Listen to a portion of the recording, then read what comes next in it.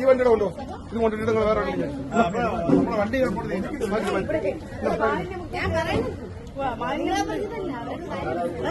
അവര് ബുദ്ധിപരമായാണ് അവർ ചെയ്യണത്.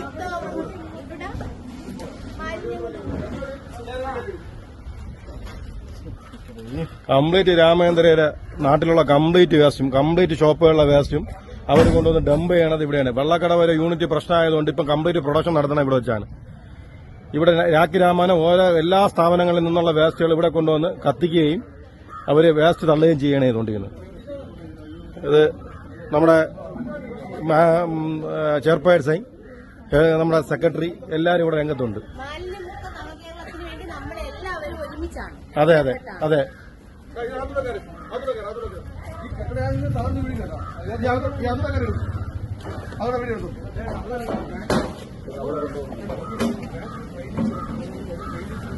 കണ്ട ഈ കെട്ടിടം കണ്ട ഈ കെട്ടിടം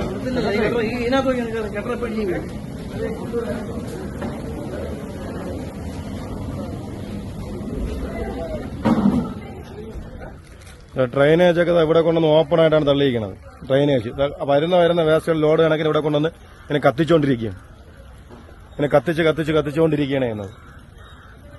പുക ഇങ്ങനെ രാത്രിയില്ല പകലില്ലാതെ ഇങ്ങനെ പറന്ന് പൊയ്ക്കൊണ്ടിരിക്കുക.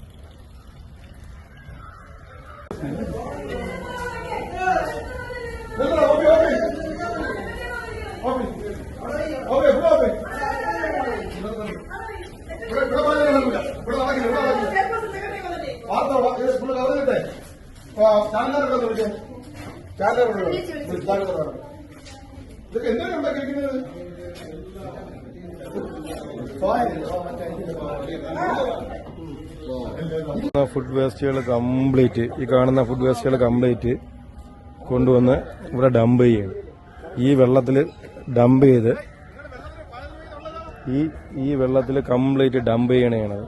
ഈ സമീപ പ്രദേശത്തുള്ള കംപ്ലീറ്റ് കിണറുകളിലും ഇത് ഊർന്നിറങ്ങണത്. വേസ്റ്റുകൾ പ്ലാസ്റ്റിക് എന്നുള്ള എല്ലാ വേസ്റ്റുകളും ഇവിടെ കൊണ്ടിട്ട് കത്തിക്കണതാണ്. ഇപ്പം ഹെൽത്തുകാർ വന്ന് അണച്ചതാണ്.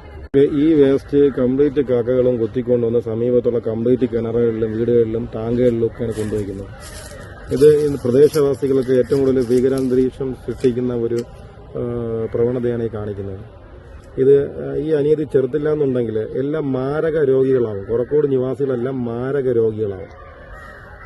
പരിതാപകരമായ രീതിയിൽ ഒരു ഫുഡ് പ്രോസസിംഗ് യൂണിറ്റ് പ്രവർത്തിക്കുന്നതാണ് മനസ്സിലാക്കുന്നത്. അതോടൊപ്പം തന്നെ ഇവിടെ വന്നപ്പോൾ 2 വാഹനങ്ങളിൽ ഈ മറ്റ് സ്ഥലങ്ങളിൽ നിന്ന് മാലിന്യം കൂട്ടിക്കലർന്ന മാലിന്യം കൊണ്ടുവന്ന് ഇവിടെ ഇട്ട് കത്തിക്കുന്നതിന് വേണ്ടി കൊണ്ടുപോയി ആ 2 വാഹനങ്ങളും നഗരസഭ പിടിച്ചെടുക്കുകയും ചെയ്തിട്ടുണ്ട്.